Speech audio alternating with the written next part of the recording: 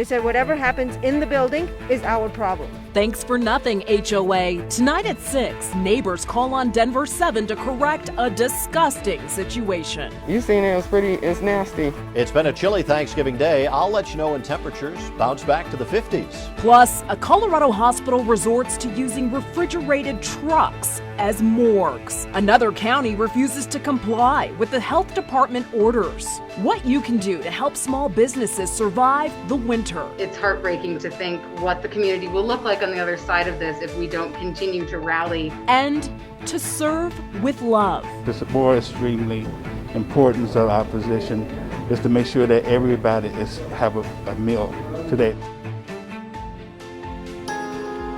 A glorious fall day has turned to night, and just like that, Colorado has gotten the memo and switched back to winter. Good evening and happy Thanksgiving. I'm Jessica Porter. We begin tonight with the weather. A few inches of snow is possible in the high country. The metro could see some flurries. Chief Meteorologist Mike Nelson has the forecast. Good evening, Mike. Jessica, it's a quiet and cold evening along the Front Range with the temperatures currently in the upper 30s downtown Denver, mid 30s elsewhere along the Front Range, 20s up in the mountains, and there's a little bit of snow. There are no advisories in effect or anything like that, but there are some scattered snow showers that mostly are flurries, might get some minor accumulation, and across the state we're seeing some of it back into the mountains as well. This is a rather weak storm system that actually extends down to the Four Corners area and will impact part of our weather again for tomorrow over the San Juan Mountains. Elsewhere across the country on this Thanksgiving night, not a lot happening. A few showers over the Gulf Coast and way up in New England. Otherwise, it's relatively quiet. Here are our headlines. A few flurries will be ending tonight. It'll be cool and dry on Friday, warmer Saturday, and our next potentially significant snow arrives next Wednesday. I'll have your full 7-day forecast coming up in just a few minutes. Thank you, Mike. People living in an Aurora townhome complex saddled with a mess tonight.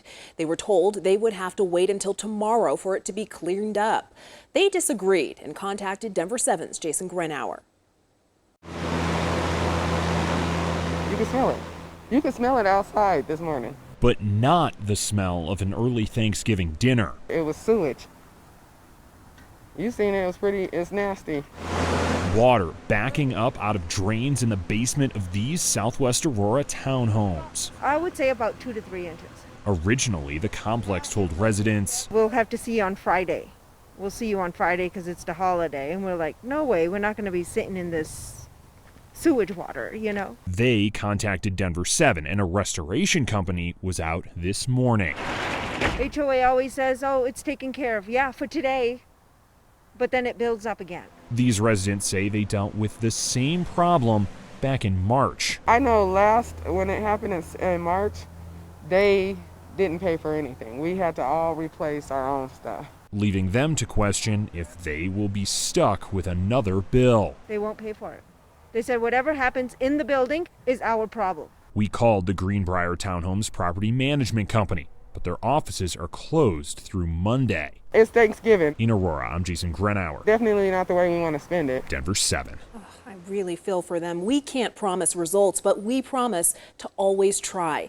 If you need our help, give us a call using the number on your screen. Email is even better.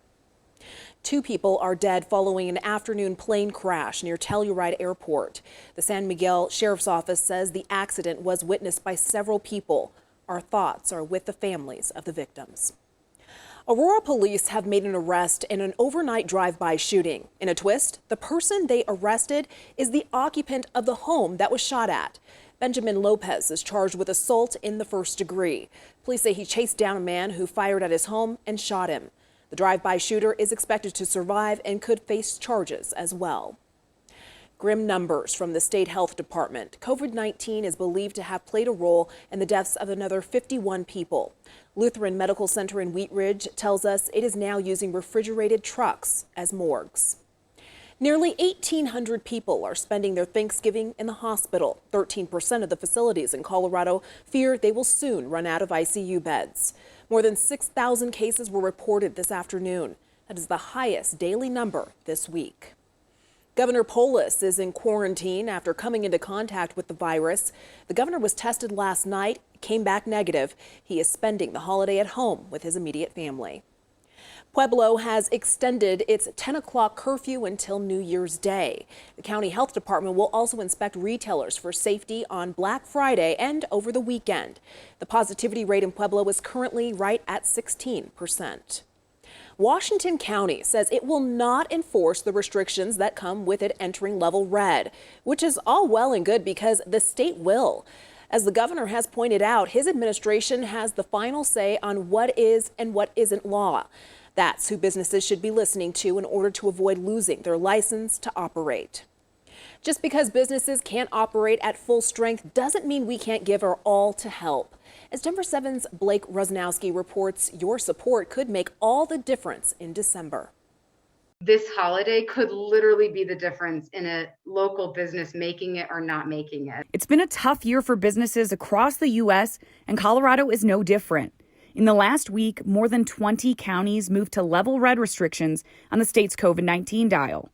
Businesses hoping for a boost during this upcoming holiday season are having to adapt again. The next couple months will literally determine whether or not their doors open next year. Karen Stallard, the membership director at the Longmont Chamber of Commerce, says the best thing the community can do is try to support local businesses as much as possible when shopping for the holidays. She says buying gift cards is like writing a check for businesses to stay open. They've also come up with online resources to help navigate all of the local options customers have, including a comprehensive list of food and beverage businesses to order takeout. It's the people that make these businesses so special and are just such a backbone in the community that it's heartbreaking to think what the community will look like on the other side of this if we don't continue to rally on whatever endurance we have left. The Denver Metro Chamber of Commerce president and CEO Kelly Broff says it's been a challenging year for the businesses they support too. If we can make really good decisions to protect each other through this, then we're going to come out stronger and better. Broff says shopping local online, picking up curbside, and trying to shop during less busy times will go a long way for supporting local businesses. They've become very creative. We're asking their customers to become just as creative. And one of the hardest hit, the restaurant industry, many of which have been forced to close their indoor dining. Laura Shunk, the communication director for the Colorado Restaurant Association, says their November survey showed 60% of restaurants in Colorado would consider closing for good in the next 3 months if an indoor dining shutdown occurred. This is the biggest crisis the restaurant industry has faced in living memory. Dining outside, ordering food to go, and buying gift cards will make a difference. There's also a grant program the community can donate to that will help provide businesses with the cash they need to adapt and survive. Shunk's also hopeful the special legislative session on November 30th could lead to tax relief, financial aid, and lower third-party delivery fees. But they also need the community's help. Follow the public health guidelines. We need to turn these cases around and get restaurants open. That is really important to their ability to survive. And ask your elected officials to pass meaningful relief for this industry, because without it, we are going to lose a lot of restaurants. We have links to support local small businesses right on the denverchannel.com. For Denver7, I'm Blake Rosnowski. And not all small businesses are in need of a rebound right now. In fact, some are doing better than ever. That story after the break.